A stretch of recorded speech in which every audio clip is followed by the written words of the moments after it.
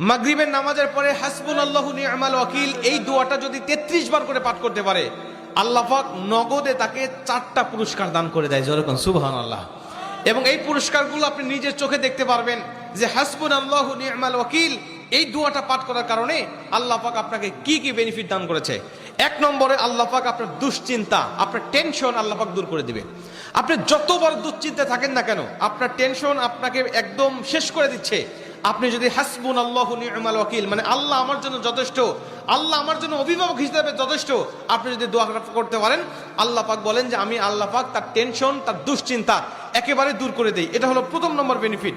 দ্বিতীয় নম্বর বেনিফিট হলো যে এই দোয়াটা যদি কোনো ব্যক্তি নিয়মিত পাঠ করতে পারে, রাসূল সাল্লাল্লাহু আলাইহি ওয়াসাল্লাম বলেন যে আল্লাহ রাব্বুল আলামিন তার বিপদ আপদ বালা মুসিবত আল্লাহ পাক দূর করে দেয়। এটা আল্লাহ পাক নিজেই তার জন্য সাহায্যকারী হয়ে যায়।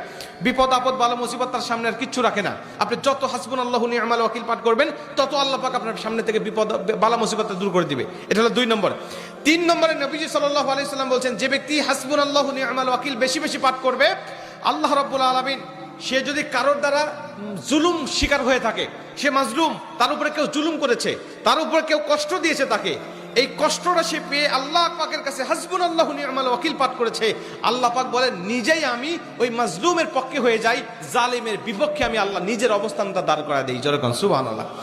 ভাই, আল্লাহ যদি আপনার পক্ষে দাঁড়ায় যায়, আপনার আর কিছু লাগে? আল্লাহ যদি আপনার জন্য সাহায্যকারী হয়ে যায়, আর কিছু লাগে?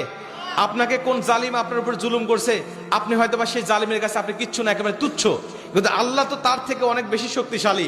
আল্লাহ পাক বলে যে আমি তখন ওই মাজলুমের পক্ষে দাঁড়া যাই, ওই জালিমের বিপক্ষে দাঁড়া যাই, আমি আল্লাহ আমার নিজের মতো করে আমি তখন বিচারটা শুরু করে দেই। যেরকম সুবহানাল্লাহ।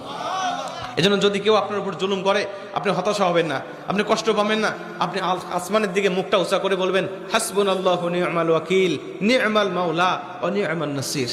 আপনি এই দোয়াটুকু শুধু পাঠ করবেন, দেখবেন যে আল্লাহ পাক আপনার সব হতাশা, সব দুশ্চিন্তা, সব টেনশন আল্লাহ পাক মুহূর্তের মধ্যেই আল্লাহ পাক আপনার দূর করে দিয়েছে। যেরকম সুবহানাল্লাহ।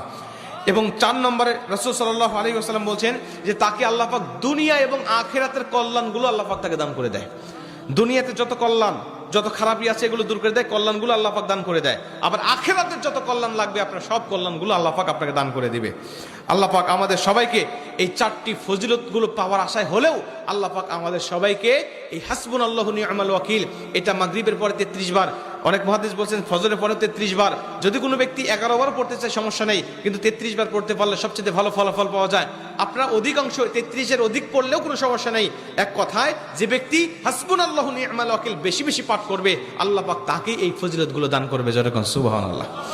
যতগুলো আমলের কথা বলা হয়েছে, আল্লাহ পাক আমাকে সহ সবাইকে আমল করার তৌফিক দান করুক। জোরে বলেন আমিন।